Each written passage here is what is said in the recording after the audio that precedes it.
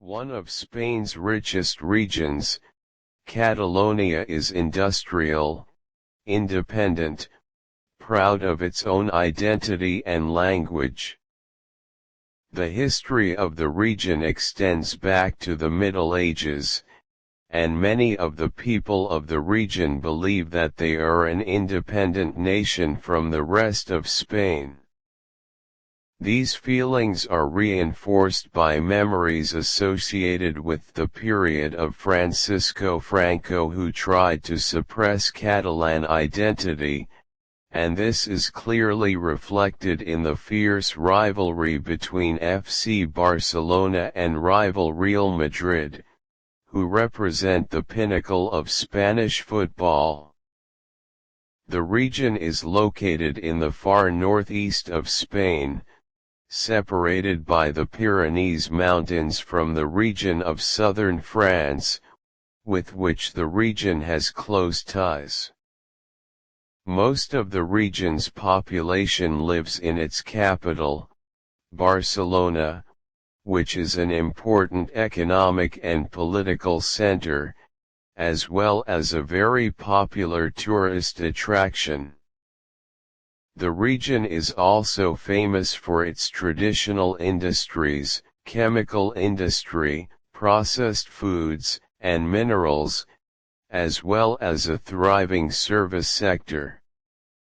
The region first emerged as a distinct identity with the rise of the province of Barcelona in the 11th and 12th centuries AD, becoming under the same monarchy as the neighboring Kingdom of Aragon and becoming a major naval power in the Middle Ages.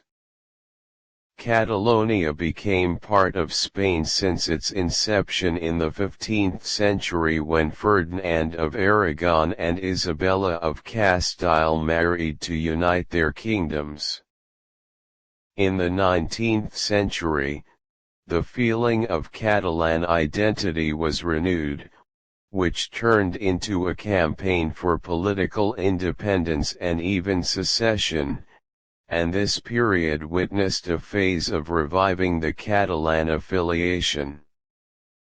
When Spain became a republic in 1931, Catalonia was granted wide autonomy during the Spanish Civil War and was then a major stronghold of the Republicans. The fall of Barcelona to General Franco in 1939 marked the beginning of the end of the Spanish resistance. Under the hard-line rule of Franco, autonomy was abolished, Catalan nationalism was repressed, and the use of the Catalan language became restricted. With the advent of democracy in Spain after Franco's death, Catalonia had its own parliament with extensive autonomy. The decline of the Spanish economy in recent years has fueled separatism in Catalonia, with many believing the region is paying too much for Madrid.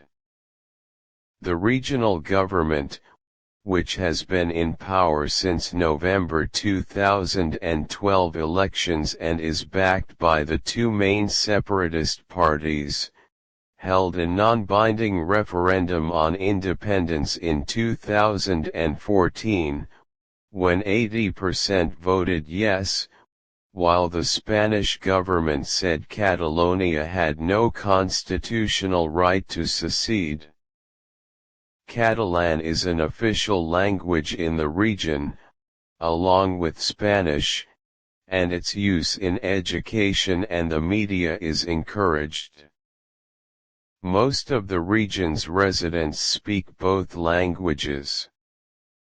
The Catalan language is also spread in Valencia in the south, the Balearic Islands and the Rosellan region in France, so the nationalists in Catalonia consider these regions to constitute Catalan states.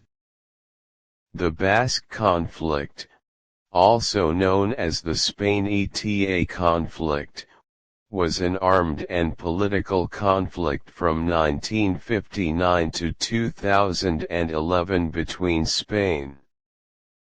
The Basque National Liberation Movement, a group of Basque social and political organizations that sought independence from Spain and France.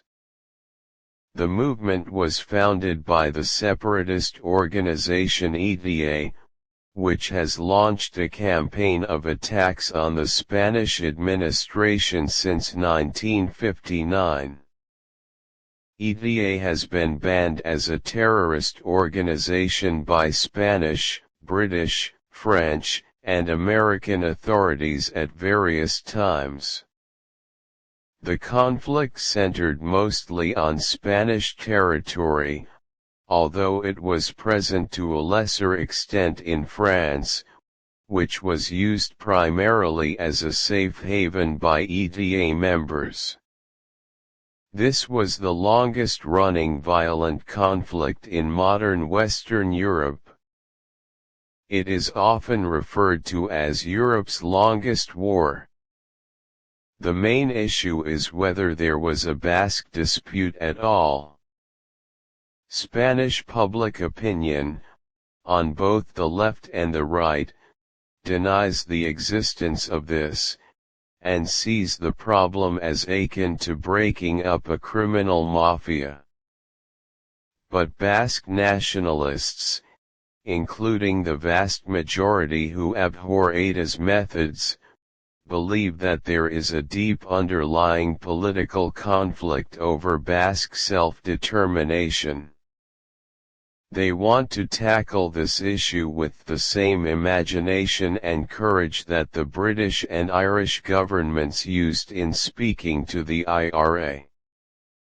However, even raising the issue has become almost taboo among most Spaniards.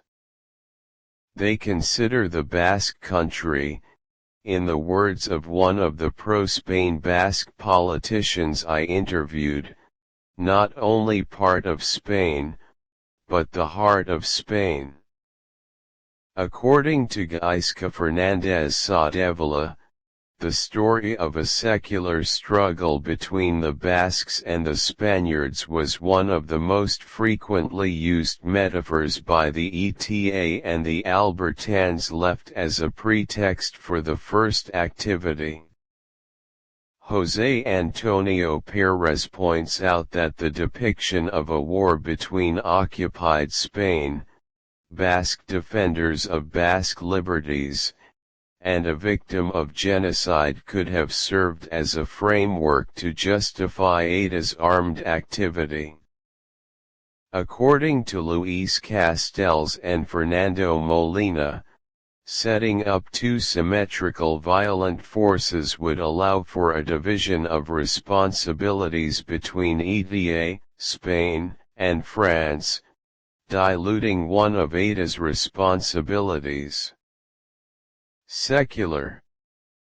According to Fernandez Saavedra, despite the end of armed activity, the story of the Basque conflict, outlined and revealed by fundamental intellectuals of Abertzalean origins such as the historians Francisco Latamanaya and José María Lorenzo, and publishers such as Inaki Eganía, or Eduardo Reino Pales, or journalists such as Luis Núñez Estrin, would be among the it helps to be an inspiring message to delegitimize the current democratic system, to mix victims with criminals, and to equate the Basque cause with real conflicts like those in South Africa and Northern Ireland.